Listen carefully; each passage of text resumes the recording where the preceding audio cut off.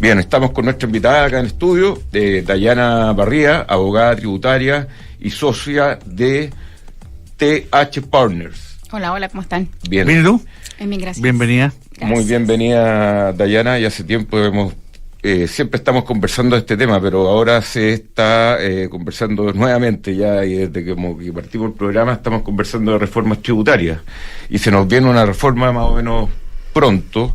Yo no sé si quedó después del plebiscito de la Constitución la discusión para presentarla. Se va a enviar el 30 de junio. ¿Ah? El 30 de junio se envía los proyectos. Ya, entonces el 30 pero de no junio. se va a aprobar antes del plebiscito. ¿Cuáles son los highlights de ese proyecto por ahora? Hola, mira, hay 4 focos o 4 son los ejes que ha señalado el gobierno para poner atención en la reforma tributaria. El primero tiene que ver con poner énfasis en los impuestos personales, ya, en los principalmente patrimonios personales, terminar o disminuir la evasión, la elusión, y eso tiene que ver también con eliminar o disminuir ciertas exenciones tributarias, y royalty a la minería e impuestos verdes o impuestos correctivos, como le ha llamado últimamente el ministro de Hacienda. Esos son los principales focos de la reforma. ¿Y cuál sería la diferencia con lo que tenemos actualmente? ¿A qué te refieres? ¿Con lo que tenemos hoy en nuestro sistema? O sea, el royalty a la minería, ¿de cuánto es? ¿O no existe? ¿Cuánto va a aumentar, o dentro de la propuesta puede aumentar el pago del impuesto a las personas? Mira, a ver, respecto del royalty, hoy día tenemos impuestos específicos a la minería, serían insuficientes según los expertos y según el gobierno. Hay un proyecto de royalty que está tramitándose en el Congreso, que ha ido avanzando, que hoy día está en el Senado, y que es bien parecido a lo que se propone en el programa de Boric, que establece un impuesto ad valorem y un impuesto a las ventas, pero principalmente el foco que le quiere poner este gobierno a su reforma tributaria tiene que ver con el énfasis en los impuestos personales, porque si bien lo que busca esta reforma es aumentar recaudación, también busca terminar o disminuir las brechas. Entonces la idea es que esta reforma sea una reforma que tienda a que nuestro sistema tributario sea más equitativo, a reducir las brechas, a reducir la desigualdad. Y por eso hay tanto énfasis en aumentar los tramos de impuestos personales, énfasis en impuesto a la riqueza, hasta este proyecto de impuesto al patrimonio que ha sido tan discutido, tan polémico, impuestos terminar con ciertas exenciones que benefician a las rentas personales. Tiene que ver con eso principalmente. Oye, Dayana, y sobre todo en el impuesto a las personas, es sabido que en Chile, en materia de impuestos personales, son pocas los chilenos que pagamos impuestos respecto a la población total. Había cierta discusión de incorporar a ciertos sectores de clase media baja, que pudiesen aportar, aunque fuese un granito en esto, pero pareciera ser por las primeras declaraciones que hay por parte del gobierno que los tramos a nivel de personas por abajo no se van a tocar. Eso desde el punto de vista estructural de un buen sistema tributario, que los tributos a las personas los paguen solo las rentas altas o muy altas, al final ¿es malo para el sistema? Si tú quieres hacer que el sistema sea equitativo, necesitas ampliar la base de las personas que terminan siendo afectas a impuestos. Ya no puedes poner solo el foco en las personas de rentas o de ingresos más altos. Hoy día, efectivamente, las personas que ganan 700,000 pesos más o menos hacia abajo no pagan ni un peso de impuestos, o sea, están exentas a la renta, me refiero. A la renta estamos hablando, si otro impuesto pagamos todo. Efectivamente, y los tramos intermedios, que es lo que nosotros conocemos como clase media, tienen tramos muy bajos. Si nosotros los comparamos con países con los que nos gusta compararnos, por ejemplo, Nueva Zelanda, hay gente que a ese nivel de ingresos, 700,000 pesos, ya está pagando impuestos, 10, 11%. Nosotros no lo hacemos, ¿ya?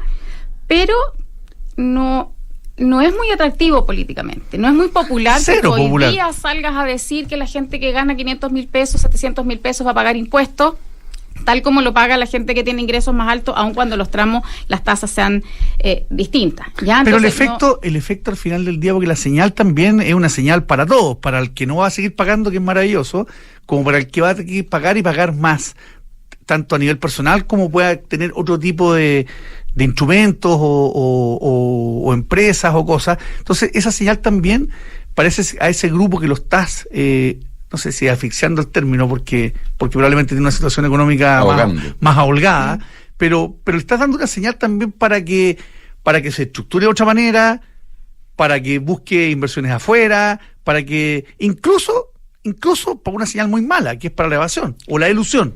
Sí, mira, hay varios puntos ahí. De hecho, el que la gente esté exenta de impuestos bajo ciertos tramos también hace que queden más lejanos de lo que es el entender la importancia de pagar impuestos, porque como a ti no te afecta, no hay mucha vinculación con eso. Eso por una parte.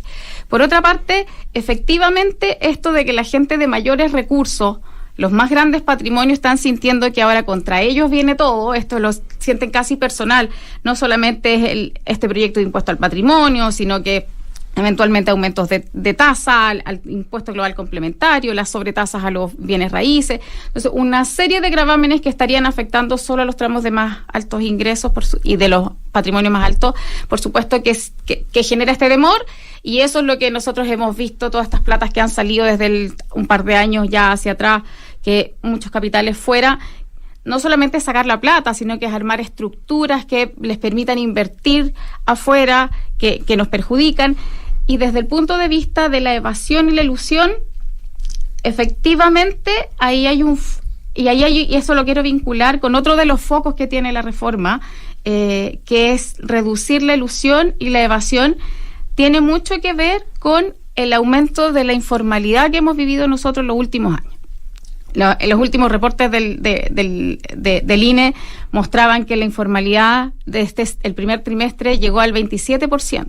Es un montón, o sea, todavía estamos lejos de la región, pero 27% de informalidad es un montón. Estamos hablando de más del cuarto, de más del 25%, o sea, de más del cuarto de nuestra población. ¿Más o menos ese número? Mira, bajamos en relación al último trimestre del año pasado, que llegó a 28, ¿ya? Yeah. Pero en relación con el año pasado aumentamos en un 10%, el mismo trimestre del año pasado aumentamos en un 10%. O sea, ha ido en 10% en relación al primer trimestre del año pasado, es un montón. Y ahí esto se puede volver con una especie de círculo vicioso, porque si nosotros lo que queremos hacer es aumentar la recaudación, tenemos que terminar con la evasión, y en la informalidad tenemos mucho foco de evasión. El tema es que si tú pones mucho foco en quienes están constituidos, pones mucho foco en las empresas, en quienes están formalizados, y no les haces más simple el trabajo a quienes quieren hacerlo bien, eso genera también un incentivo para desformalizarte.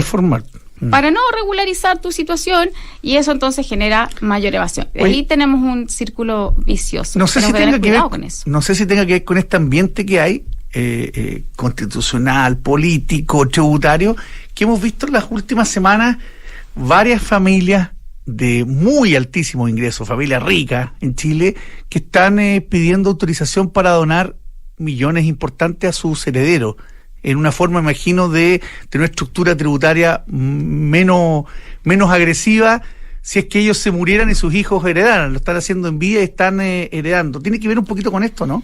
Sí, yo creo que sí. Mira, a ver, primero, una de las propuestas que aparecen en el programa de gobierno, que tiene que ver con el énfasis en el impuesto a los patrimonios, en los impuestos más altos, tiene que ver con modificar el régimen bajo el cual hoy día funciona el impuesto a las donaciones, en el cómo se valorizan los bienes que se donan, y eventualmente podría ser subir los tramos o las tasas del impuesto a las donaciones.